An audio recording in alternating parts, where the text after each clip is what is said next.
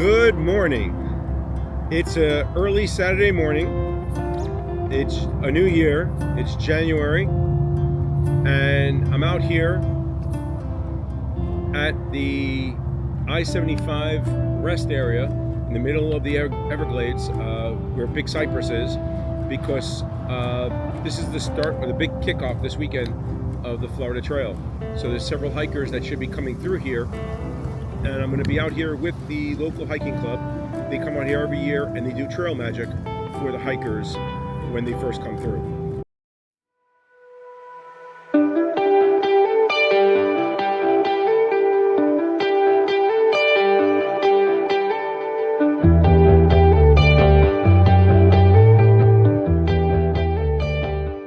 And I'm sorry I'm sick. I caught something up in Georgia, and I'm getting better, but still have a lot of congestion. So I think I sound terrible. So behind me is the gate that you would come through when you're walking north on the Florida Trail. You go into this parking lot here, which you'll see behind me. There's a fire station here. You can cross under the highway, and then you go to the north side of I-75, or Alligator Alley as it's known here, and you continue north on your journey. So I'm hoping today that several hikers come through and I'm able to help give them a little bit of comfort, some magic. I have some drinks, I have some candy, some snacks, things like that. It's warm again. It was cold the last 2 to 3 days, but it warmed up. I think it's around the upper 60s right now. It'll probably be mid 70s to 80 almost by the end of the day. So it's another hot day down here. And walking in this area, there's not much shade. So I think people will appreciate being able to sit down for a little while and relax, take some salty and sugary snacks in, and get some energy and rest up, dry off. And I'm waiting for the other people from the club to show up. I'm early as usual. And I think we're going to set up over here on the south side of I-75 where the hikers first come out, and they'll be able to get a little bit of shade, hopefully.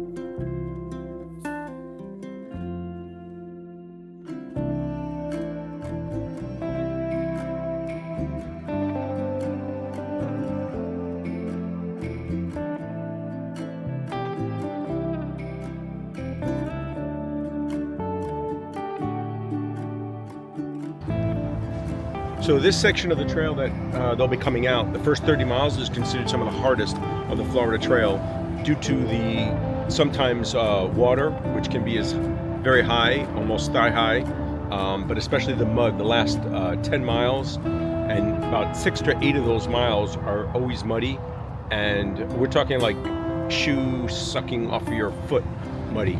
So it's considered pretty challenging. I have attempted this section twice without completion.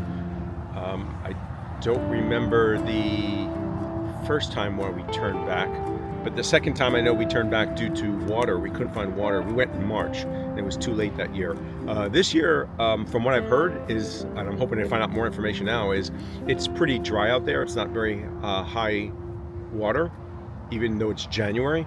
But I'll get more feedback today as I speak to the people that have just done it and know what the water levels are. So I heard, except for the last 10 miles that I'm talking about, there's really not a lot of standing water, and that it's quite easy to stay dry. But that was from almost a week and a half ago, 2 weeks ago. So I don't know if that information is current, although there has not been a lot of rain in this area because it's not the rainy season now. And a couple of cold fronts have come through, and there's been some light rain, but no heavy fall of precipitation. So I would suspect that the area is drying up pretty nicely. So I'm gonna go back to my car and wait for some other people to show up. And the rains have come. Well, we had a nice setup briefly. There was some clouds in the distance, and it looked like it was going to rain, which it is. It's quite windy. As a matter of fact, we had to take the tent down because it started blowing away. We tried weighting it down with the cooler I brought and some water jugs, but it just was, the wind was just too strong, like a little squall line came through. So we collapsed everything and we're sitting in our vehicles waiting it out. You can hear the rain. I got to wear my rain jacket. Luckily I brought it today, and it's quite windy now. It forced us to scramble to get that canopy down, that tent that we were using, because the wind was just starting to move it around, and it would have either blown away or blown into our cars and damaged it, and probably the cars too. So unfortunately we're sitting here waiting out this little storm, and hopefully it'll pass over and the sun will shine again.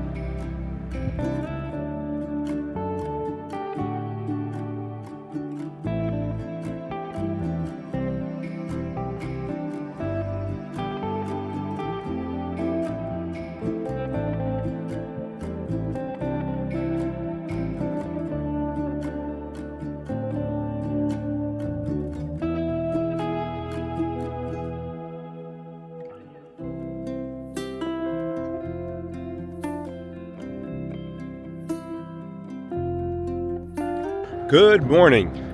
It's Sunday morning, 8 o'clock. I'm back out here in the Florida Trail where it crosses I-75, also known as Alligator Alley, in the parking lot on the south side of the highway where the Florida Trail comes out. The first time you come out of the Everglades when you start your journey northbound from Tamiami Trail. So this is the first place that any hikers will come out, and then they have to cross over to the north side and go into Big Cypress, where you've seen me walking on a couple of trails. So I'm just walking around the parking lot here. I'm here early. It's 8 o'clock. The other people aren't expected to show up till 9 like yesterday, but I'm early. So if a couple of hikers got an early start, they could come out before 9 o'clock. And if that's the case, I will see them. So I'm just walking around. Yesterday was a good day. I'm not going to show really too much footage. I took a couple of pictures, and there's a shot of the Everglades with the sun rising in the east. So just taking a little walk around the parking lot, getting some steps in, keeping warm. It's cool. It's in the 50s, low 50s right now. Slight breeze, so it's not that bad. Hear a plane. Anyway, it's a nice, beautiful morning. Severe clear skies, beautiful blue sky, not a cloud in sight over here. The only clouds are to the east, probably around the shoreline. But other than that, it's a beautiful day. It's in the low 50s. This is, to me, great hiking weather. I would love to be waking up right now, getting out of my tent and making a start. Just nice, cool temps like this. You'd warm up real fast while walking. Yesterday, we had was it six hikers total come through. There's another 4 that we know of that were behind the last hiker. He said there was another 4 hikers that were hiking together, so hopefully they'll come out this morning. So lower numbers than I anticipated or hoped for, but it's not surprising. I don't think it's an extremely popular trail, although it is growing in popularity. And I think a majority of the hikers that seem to have started on Thursday were really strong hikers, either got through on Friday. It seems like the water levels are low this year, and people are able to make better time, so they're doing it in 2 days rather than 3 days. If you're a strong hiker, it's not hard for you to do 12, 15 miles. It's really, there's some problems, the solution holes, and there's some mud toward the end. It's always wet there. It's never been really dry, but it seems to be a lower year this year in terms of the water levels. So most of them said that it was toward the last half, right before the mud and everything, and it was probably ankle to calf deep. So you're able to make pretty good time compared to years prior, where it's been thigh high or knee high or even waist deep. So funny how we switched to high and deep. Yeah. So other than that, it was good. It was really nice to get back a little bit. It feels a little weird. I know it's appreciated as a hiker. You appreciate when you come along people that are trying to help you and really doing nothing in return. One of the hikers had some bad blisters. We were able to, it's his shoes, he thinks. He looked like a very experienced hiker. All these people are moving along at a good pace, and I think there was a lot of. I didn't think they expected trail magic, but they were very appreciative of it. I know a lot of them felt, they're a little guarded about, hey, is it okay if I take something? But obviously we have more than enough for the amount of hikers. So I was very happy and pleased to be able to give them, a Coke or bandages in one case. The other guy taking some extra chips for tonight and stuff like that. Yeah, you like to see that because, I know as a hiker how nice that feels. Especially like a banana, an apple, an orange, stuff you're not going to probably carry because of the weight, and it's not going to last out there. So for them to, get that, those seem to be the most popular items. Honey buns were really good, seemed to go, and a couple of payday bars. The other people, it was a couple. It's a married couple. She made cookies, and those were really popular as well. I think almost all of them went. So homemade cookies, I forgot what kind they were. There was some sort of chocolate, I think were extremely popular as well. So stuff that they're not going to have, but it fills that craving for the salt, the sweet, and and it seemed to go very well. It was nice. I don't think it's as big as the AT. You don't have the numbers here, but still, it's a portion of the hiking community. It's local to me, so I'm able to get out here. It's about an hour drive for me. And it's nice to get back. It is a good feeling. You're helping out some hikers. You know what it means as a hiker yourself. I have stuff in here. I'm trying to make a mental list of what to do and bring next time. I think I would go a little bigger. This is not my show. As I say, I'm not running this. I'm doing this. This is part of the Florida Trail Association, and I'm just a volunteer. So, but I could easily. I would have probably done a little bit more in terms of. I'm used to a bigger event, so I would have done.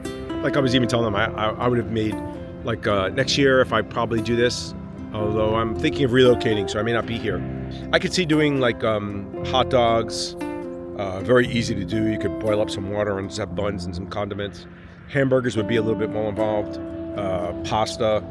Could be something for like a dinner or something, but I could see easily doing like hot dogs or something. I thought about it actually, but I don't think there's a lot of numbers to do that, unfortunately. Maybe on the kickoff week, like this is, if I was at the start, there's more people and they're all together, but here they're strung out a little bit. The swamp separates you a little bit, but basically 2 to 3 days seems to be most people's timeline. So it's a possibility. Yesterday was nice. I got to meet another one of the trail representatives from the area south, which is where the hikers are coming out. So they were asking a lot of questions to them of how the trail looked in terms of maintenance, blazing. There's maintenance scheduled. They're just waiting for the water levels to go down, and they have to coordinate because they have to get out there as well to bring equipment. There is a trail maintenance project that's planned for probably later this month, the next month. But I'm just going to go to the trail register. There was a new trail register brought yesterday because it was almost full. And I guess the one at Cypress disappeared. Oasis. The one at Oasis disappeared. So the trail maintainer, who's in charge of this whole section, brought a new journal. So I'm just going to look to see who signed in.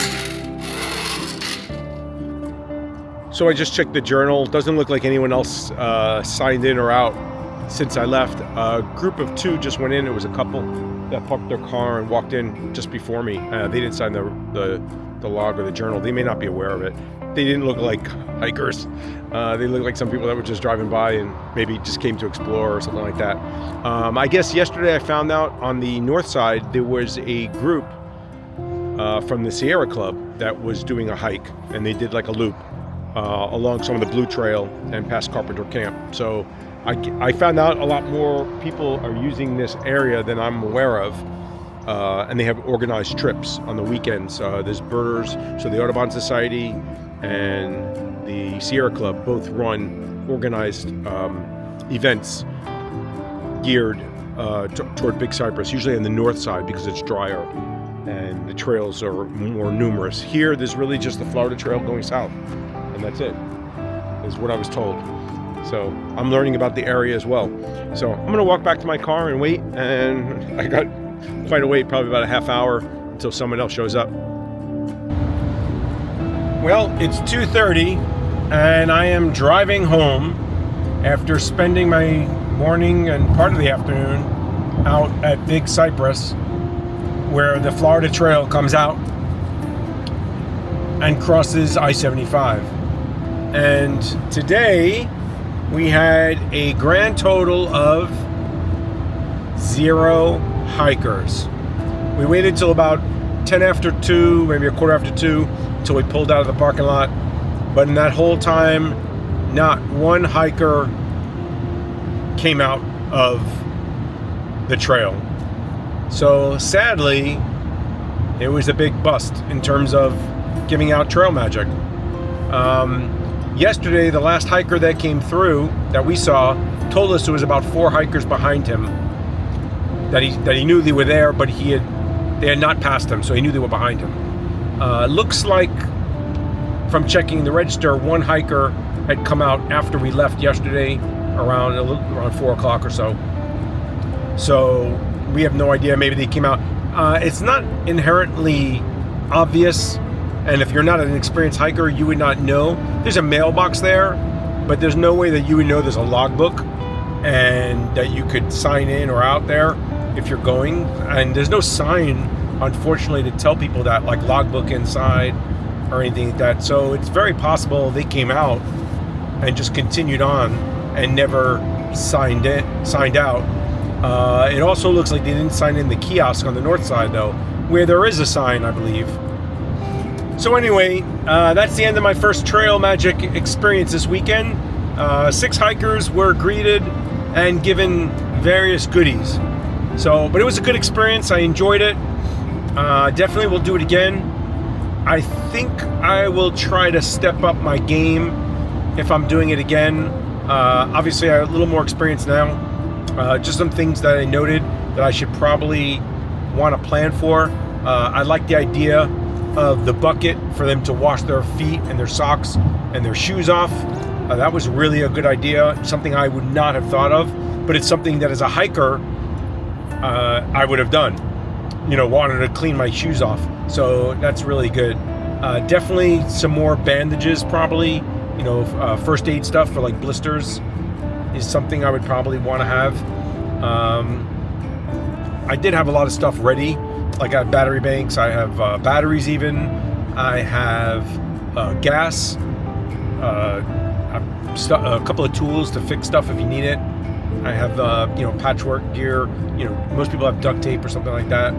But so I'll probably do that in the future.